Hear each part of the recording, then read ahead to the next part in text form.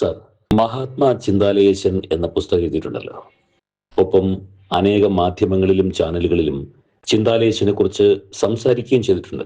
Media true എന്ന ഞങ്ങളുടെ ചാനലിൽ കൂടി ഭഗവാൻ ചിന്താലയേശനെ കുറിച്ച് അങ്ങൊന്ന് വിവരിക്കാമോ? ഭഗവാൻ ചിന്താലയേശനെ കുറിച്ച്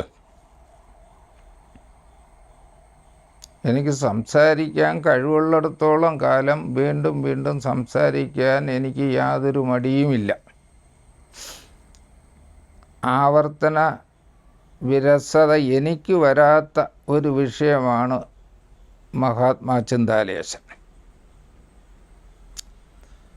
ഭഗവാനെക്കുറിച്ച് ഞാൻ എഴുതിയിട്ടുള്ള ബുക്കാണ് ഇത്. ഭഗവാന്റെ മഹാസമാധി ഒരു ജൂൺ 21 അതിന് തൊട്ട് മുമ്പുള്ള 16 തീയതി ആണ് ഭഗവാൻ, അതായത് മഹാസമാധിക്ക് 5 ദിവസം മുമ്പാണ് ഭഗവാൻ ഞാൻ ഈ കയ്യിൽ ഇപ്പോൾ ഉയർത്തി കാണിക്കുന്ന എൻ്റെ ഭഗവാനെക്കുറിച്ചുള്ള ഈ 3ാമത്തെ പുസ്തകം ഭഗവാൻ തന്നെ പ്രകാശനം ചെയ്യുന്നത്.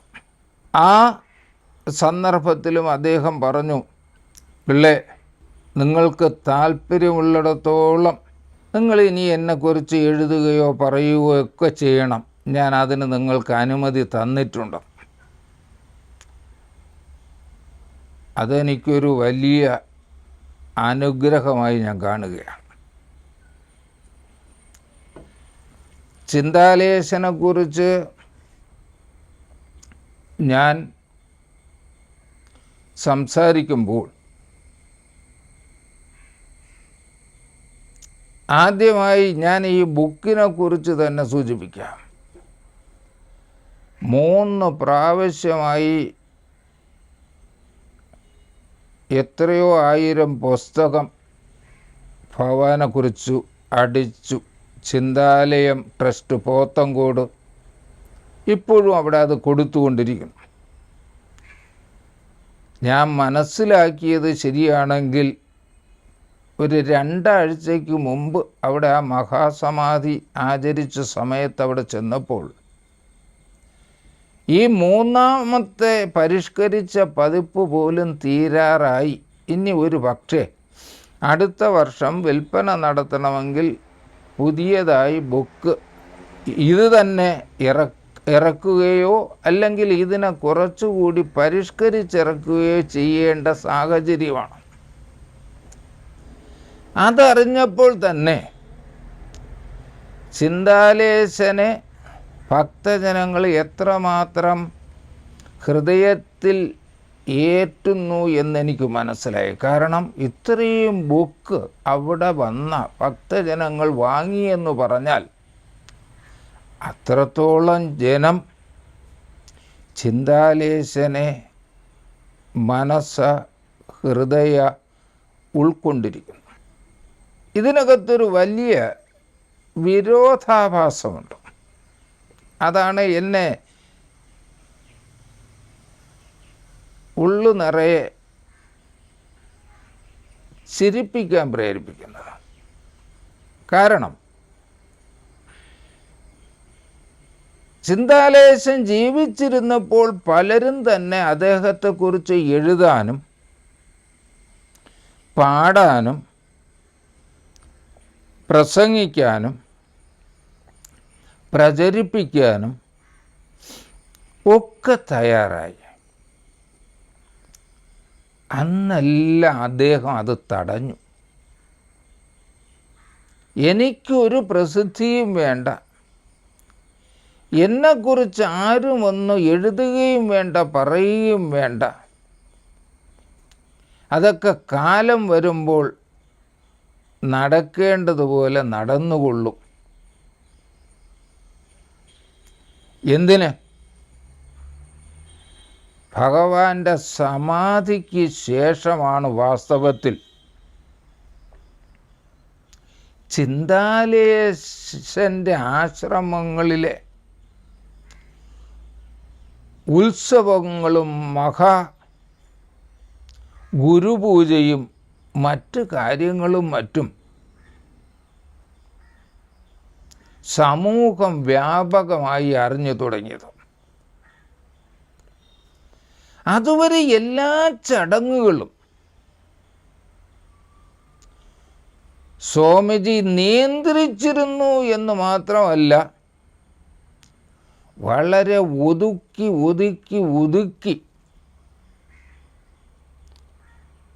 മുന്നോട്ട് കൊണ്ടുപോകാൻ പ്രത്യേകം ശ്രദ്ധിച്ചിരുന്നു. സ്വാമിജി സമാധിയാകുന്നതിന് മുമ്പ്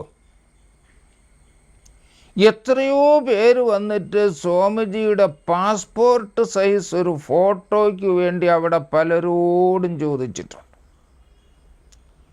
ആരുടെ കയ്യിലും അങ്ങനെ ഒരു ചെറിയ ഫോട്ടോ ഇല്ല. ഉണ്ടെങ്കിൽ തന്നെ സ്വാമിജിയുടെ അനുമതിയില്ലാതെ ആരും കൊടുക്കുകയുമില്ല. അത്രമാത്രം പരസ്യങ്ങളോടും പ്രചാരണങ്ങളോടും സമൂഹത്തിലേക്ക് ആശ്രമത്തിലെ കാര്യങ്ങൾ പ്രചരിപ്പിക്കുന്നതിനോടും സ്വാമിജിക്ക് യാതൊരു താല്പര്യവുമില്ലായിരുന്നു. ഇപ്രകാരം സ്വാമിജി ഒരു സന്യാസി എന്ന നിലയിൽ ആത്മനിയന്ത്രണം നടത്തുമ്പോൾ തന്നെ ഇതേ നിയന്ത്രണം തൻ്റെ ആശ്രമത്തിൽ കാര്യപരിപാടികളിലും ശ്രദ്ധിച്ചിരുന്നു. പക്ഷെ അതേ സ്വാമിജി തന്നെ എന്നോടും ഞാനിരിക്കുന്ന സന്ദർഭത്തിൽ മറ്റുള്ളവരും പറയുമായിരുന്നു, എൻ്റെ കാലശേഷമായിരിക്കും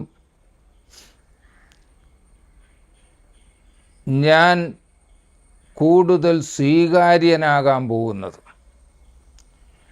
ലോകം എന്നെ ശരിക്കറിയുന്നത് എൻ്റെ സമാധിക്ക് ശേഷമായിരിക്കും. സ്വാമിജിയുടെ സമാധിയുടെ അന്ന് അത് റിപ്പോർട്ട് ചെയ്യാൻ വന്ന ജനൻ ടി വിക്കാരോട് സ്വാമിജിയുടെ സമാധി ഇരുത്തിയില്ല, സ്വാമിജി സമാധി ആയതേ ഉള്ളൂ. ആ ജനൻ ടി വിക്കാരോട് അന്ന് ഞാൻ ഈ വാചകം പറഞ്ഞു, ദാ സ്വാമിജി സമാധിയായിരിക്കുകയാണ്. ഇതുവരെ സ്വാമിജിയെ സമൂഹം അറിയേണ്ട തരത്തിൽ അറിഞ്ഞില്ല, പക്ഷെ ഇനിയായിരിക്കും സ്വാമിജിയെ ലോകം അറിയുന്നതും അടുക്കുന്നതും മനസ്സിലാക്കുന്നതും പ്രയോജനപ്പെടുത്തുന്നതും. ഈ സമാധിക്ക് ശേഷമുള്ള 3-4 വർഷത്തിലെ അനുഭവം മാറി നിന്ന് വിലയിരുത്തിയ എനിക്ക് ബോധ്യപ്പെട്ടു, ഞാൻ അന്ന് പറഞ്ഞതും എന്നോടും മറ്റുള്ളവരോടും സ്വാമിജി പറഞ്ഞതും ശരിയാണ്. 2 ആഴ്ചയ്ക്ക് മുമ്പ് നടന്ന ആ മഹാസമാധി ദിനത്തിലും സ്വാമിജിയുടെ ജയന്തി ആഘോഷത്തിലും സ്വാമിജി ജീവിച്ചിരുന്നപ്പോൾ ഞാനൊന്നും സ്വപ്നം കാണാത്ത വിധത്തിലുള്ള ജനക്കൂട്ടം, ഭക്തജന തിരക്കാണ് ഉണ്ടായത്. അതാണ് ഞാൻ പറഞ്ഞത്, എനിക്കൊരു വിരോധാഭാസം ഇതിനകത്ത് തോന്നുന്നു. സാധാരണ ഒരു സന്യാസി അദ്ദേഹം ജീവിച്ചിരിക്കുമ്പോൾ തന്നെ തൻ്റെ പേരും പ്രശസ്തിയും പരമാവധി എവിടെയെല്ലാം എത്തിക്കാൻ പറ്റുമോ അവിടെയെല്ലാം എത്തിക്കാനാണ് ശ്രദ്ധിക്കാറ്. ഇദ്ദേഹം നേരെ തിരിച്ചായിരുന്നു. എന്നെ ആരും കാണണ്ട, എന്നെ ആരും അറിയണ്ട, ഞാനൊരു പാവം മനുഷ്യൻ, ആരാരും അറിയാതെ ഇവിടെ എങ്ങാനും അങ്ങ് ഒതുങ്ങിക്കൂടി കഴിഞ്ഞോളാം. ആ നിലയ്ക്കായിരുന്നു ഇദ്ദേഹത്തെ കാണാൻ വരുന്നവരോട് പോലുമുള്ള അദ്ദേഹത്തിൻ്റെ സമീപനം. അസുഖമായി വരുന്നവരോട്, ആവശ്യങ്ങളുമായി വരുന്നവരോട്, അഭ്യർത്ഥനയുമായി വരുന്നവരോട് ആപത്തിൽപ്പെട്ട് ഉഴന്ന് അതിൽ നിന്നും രക്ഷ നേടാൻ വരുന്നവരോട് ഇദ്ദേഹം എന്താണെന്ന് അറിയാനൊന്ന് ചികഞ്ഞു നോക്കാൻ പരീക്ഷിക്കാൻ വരുന്നവരോടെല്ലാം ഇദ്ദേഹം പറഞ്ഞിരുന്ന ഒരു മറുപടിയുണ്ട്. ഞാനൊരു വൈദ്യനല്ല, ഡോക്ടറല്ല. നിങ്ങൾ എന്നോട് വന്ന് നിങ്ങളുടെ അസുഖം മാറണമെന്ന് പറഞ്ഞാൽ ഞാൻ എങ്ങനെ മാറ്റിത്തരും? ഞാനേ തികഞ്ഞ പട്ടിണി പാവം. ഞാൻ കൊല്ലപ്പണി ചെയ്തതാ കയ്യിലെ തഴമ്പ് നോക്കി ഞാൻ കൂടമടിച്ച് എൻ്റെ കൈ നിറച്ച് തഴമ്പാണ്. അങ്ങനെ അധ്വാനിച്ചതിൻ്റെ ഭാഗം മറ്റുള്ളവർക്കെല്ലാം കൊടുത്തു കഴിഞ്ഞ് മിച്ചമുള്ളത് കൊണ്ട് ചിലപ്പോൾ ഞാൻ ഇത്തിരി അരി വാങ്ങി കഞ്ഞി കുടിച്ചാലായി, കുടിച്ചില്ലെങ്കിലായി. ഇങ്ങനെയുള്ള ഈ പാവപ്പെട്ട ഞാൻ നിങ്ങളെ എങ്ങനെ സാമ്പത്തികമായി സഹായിക്കാൻ? പരീക്ഷിക്കാൻ വരുന്നവരോട് പറയും, പിള്ളേ, നിങ്ങൾക്ക് പരീക്ഷിക്കാൻ വേണ്ടി ഒരു മിടുക്കനല്ല ഞാൻ. ആ മറുപടി കേൾക്കുമ്പോൾ തന്നെ വന്നയാളൊന്ന് പതറും. അടുത്ത് വീണ്ടും പറയും, ഞാൻ 4ാം ക്ലാസ് വരെ പൂർത്തിയായി പഠിക്കുകയും പിന്നെ 5ലായിട്ടോ അങ്ങോട്ട് പോവുകയും 6ൽ പിന്നെ തുടരാൻ പറ്റാതിരിക്കുകയും ചെയ്ത് പള്ളിക്കൂടം ചൊവ്വേ കാണാത്തവനാണ് അപ്പി ഞാൻ. ഈ എന്നെ നിങ്ങളെപ്പോലുള്ള വലിയ ആൾക്കാർ എന്തോന്ന് പരീക്ഷിക്കാൻ, എന്നിലൊന്നുമില്ല എന്ന് പറയും. ഇങ്ങനെ താനൊന്നുമല്ലാത്ത നിലയിൽ നിന്നുകൊണ്ട് ഞാൻ എൻ്റെ പുസ്തകത്തിൽ തന്നെ സൂചിപ്പിച്ചിട്ടുണ്ട്, ഒരിക്കലും ഒന്നിൻ്റെയും കർത്തൃത്വം ഞാനാണ് ചെയ്തു എന്ന് ആരും അറിയാത്ത പണ്ടൊരു ചൊല്ലുണ്ടല്ലോ, വലത്തെ കൈ കൊണ്ട് കൊടുക്കുന്നത് ഇടത്തെ കൈ അറിയരുത് എന്ന രീതിയിൽ സ്വാമിജി അവിടെ വരുന്ന ഒരാളിന് എന്തെങ്കിലും സഹായം ചെയ്തിട്ടുണ്ടെങ്കിൽ അത് സ്വാമിജിയുടെ കൂടെ നിൽക്കുന്നവർക്ക് പോലും അറിയാത്ത രീതിയിലാണ് ചെയ്തിട്ടുള്ളത്. അതും എനിക്ക് നേരിട്ട് ബോധ്യമുള്ള കാര്യം. അത്രമാത്രം ഒതുങ്ങിക്കൂടി വെള്ളത്തിൻ്റെ തുള്ളി ചിപ്പിക്കകത്ത് കയറി മറ്റെല്ലാ ബന്ധങ്ങളിൽ നിന്നും മാറിയിരിക്കും പോലെ ആശ്രമത്തിനകത്താണെങ്കിലും ആരുമായും കൂടുതൽ ഒരു ഇടപെടലില്ലാതെ ഒരു ചിപ്പിക്കകത്ത് വെള്ളം കയറിയതുപോലെ ഇദ്ദേഹം ഒതുങ്ങിക്കൂടിയിരിക്കുകയായിരുന്നു. പക്ഷേ വെള്ളത്തുള്ളി, ചിപ്പിക്കകത്ത് കയറിയ വെള്ളത്തുള്ളി മണിമുത്തായി മാറുന്നത് പോലെ ആ ഇരിപ്പിൽ ഒടുവിൽ ലോകത്തിന് ഒരു യുഗപുരുഷൻ, മഹാസന്യാസി, മഹാത്മാവ് ഇനി വരും തലമുറകൾക്കെല്ലാം മടികൂടാതെയും മതിയാവോളവും ഞങ്ങളുടെ ആപൽ ബാന്ധവ എന്നു പറഞ്ഞ് ഭജിക്കാനും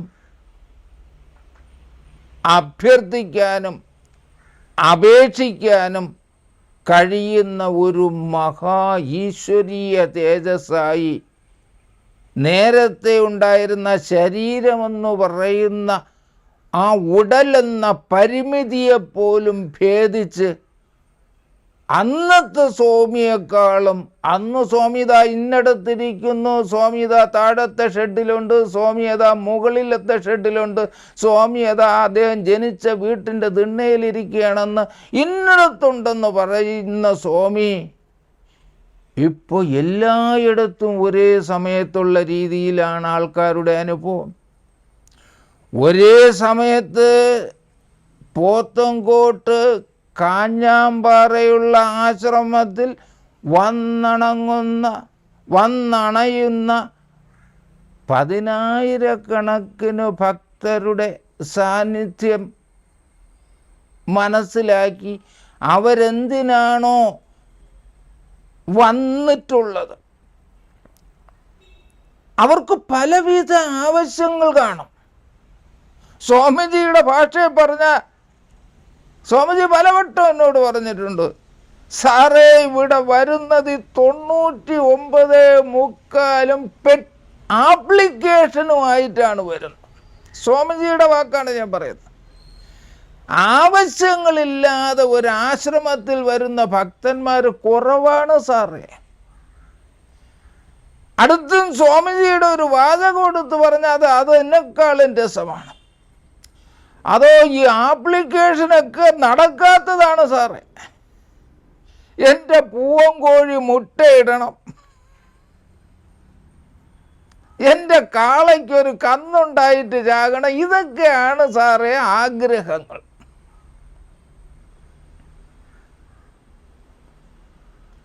ഇതൊക്കെ തമാശ രൂപേണ അദ്ദേഹം പറയുമ്പോഴും നേരിട്ട് അനുഭവമുള്ള ഒരു കാര്യം എനിക്കറിയാം. പാണ്ഡിത്യഭിക്ഷയ്ക്കായി വന്നവർ ഭാണ്ഡം നിറച്ചേ തിരിച്ചു പോകും എന്ന് പറഞ്ഞതുപോലെ ഭക്തന്മാർ എന്താവശ്യമായിട്ടാണോ ചിന്താലയ ആശ്രമത്തിൽ വന്നത് അത് പറയാൻ ഇന്നവിടെ നേരിട്ട് ശരീരത്തിൽ സ്വാമിജിയെ കാണാനില്ല. നേരിട്ട് കേൾക്കാനായിട്ട് സ്വാമിജി അവിടെ ഉള്ളതായിട്ട് ഒരു തെളിവുമില്ല. പക്ഷെ ഇന്നും സ്വാമിജിയെ കണ്ടിട്ടില്ലാത്ത, സ്വാമിജി ജീവിച്ചിരുന്നപ്പോൾ അവിടെ എത്തിച്ചേരാൻ അവസരം കിട്ടിയിട്ടില്ലാത്ത, സ്വാമിജി ഉണ്ടായിരുന്നപ്പോൾ തന്നെ ഒരുപക്ഷെ വന്നും പോയി നിന്നും വീണ്ടും വന്നുകൊണ്ടിരിക്കുന്നവർ ആരോ ആയിക്കോട്ടെ, അവിടെ എത്തിച്ചേരുന്ന സർവജനത്തിൻ്റെയും ഉള്ളിലെ ഇംഗിതം, അവരെന്തിനു വന്നു? എൻ്റെ കുഞ്ഞിൻ്റെ കല്യാണം നടക്കണം, അല്ലെങ്കിൽ അടുത്ത പരീക്ഷയ്ക്ക് എൻ്റെ കുഞ്ഞിന് നല്ല മാർക്ക് കിട്ടണം, അതല്ലെങ്കിൽ എൻ്റെ കുഞ്ഞ് അപേക്ഷ അയച്ചിരിക്കുകയാണ്, ടെസ്റ്റ് എഴുതിയിരിക്കുകയാണ്, എൻ്റെ കുഞ്ഞിനൊരു ജോലി കിട്ടണം. ഇങ്ങനെ വിവിധങ്ങളായ കാര്യങ്ങൾ അവിടെ കേൾക്കാൻ സ്വാമിയില്ല. പക്ഷെ ചെല്ലുന്നവർ സ്വാമിയുടെ സമാധിയിൽ ആരും കേൾക്കാതെ സ്വന്തം അന്തരാത്മാവ് കൊണ്ട് സ്വാമിജിയിലെ ആ പരമാത്മാവിലേക്ക് അത് സങ്കല്പിക്കുന്നു. ആ സങ്കല്പം യാഥാർത്ഥ്യമാകുന്നു, അത്ഭുതകരമായ യാഥാർത്ഥ്യമായി മാറുന്നു. എന്തെല്ലാമാണോ ഓരോ ഭക്തജനങ്ങളും സങ്കല്പിച്ച് അവിടെ എത്തിച്ചേരുന്നത്, അത് പോത്തൻകോട്ടായാലും കള്ളിക്കാട് ആശ്രമത്തിലായാലും നെയ്യാറ്റിൻകര ആശ്രമത്തിലായാലും തമിഴ്നാട്ടിലെ ചിദംബരത്തെ സ്വാമിജിയുടെ ഗുരുനാഥൻ്റെ ആശ്രമത്തിലായാലും, സ്വാമിജിയുടെ ഗുരുനാഥൻ എന്ന് പറയുമ്പോൾ സ്വാമിജിയുടെ ഗുരുവിനെ കണ്ടിട്ടില്ലാത്ത അനേകം പേരുണ്ട്. ആ ഗുരുനാഥൻ്റെ ഒരു ഫോട്ടോ ഞാൻ ഇപ്പോൾ കാണിക്കാം. പലരെങ്കിലും സ്വാമിജിയുടെ ഫോട്ടോ പലരും കണ്ടിട്ടുണ്ട്, പക്ഷേ ആ ഗുരുനാഥൻ്റെ ഫോട്ടോ ഈ പുസ്തകത്തിനകത്തുണ്ട്. ഈ പുസ്തകം ഇതുവരെ കാണാത്ത ഒരുപാട് പേരുണ്ടല്ലോ. അദ്ദേഹത്തിൻ്റെ ഫോട്ടോ ഞാൻ ഒന്ന് കാണിക്കാം. ഇതാണ് സ്വാമിജിയുടെ ചിദംബരത്തെ ഗുരുവിൻ്റെ ചിത്രം. അദ്ദേഹം ദിഗംബര ഗുരുവായിരുന്നു, ഒരിക്കലും വസ്ത്രം ഉടുത്തിട്ടേയില്ലായിരുന്നു. ലോകപ്രസിദ്ധമായ ചിദംബരം ക്ഷേത്രത്തിൻ്റെ പരിസരത്തായിരുന്നു ഇദ്ദേഹം ഈ അവതാര ജന്മം മുഴുവനും കഴിച്ചത്. സ്വാമിജിയുടെ ഈ ഗുരുവിൻ്റെ സമാധി സ്ഥാനമാണ് ഇപ്പോൾ ചിന്താലേശൻ്റെ ഒരു ക്ഷേത്രവും ഒരു ഈശ്വര സന്നിധിയും കുടികൊള്ളുന്നത്. അപ്പോൾ അങ്ങനെ ഇവിടെ എവിടെ നിന്ന് സ്വാമിജിയെ സ്മരിച്ചാലും ഇപ്പോഴും വരുന്നവർക്കെല്ലാം അവരുടെ മിതമായ ആഗ്രഹങ്ങൾ നടന്നു പോകുന്നു. ഞാൻ ഈ പറയുന്നത് കേൾക്കുമ്പോൾ പലർക്കും തോന്നും, ഇങ്ങേര് എന്തോ ഇത് അതിശയോക്തി കലർത്തി പറയുകയാണെന്ന്. ഞാൻ അതിശയോക്തി പറയുകയല്ല.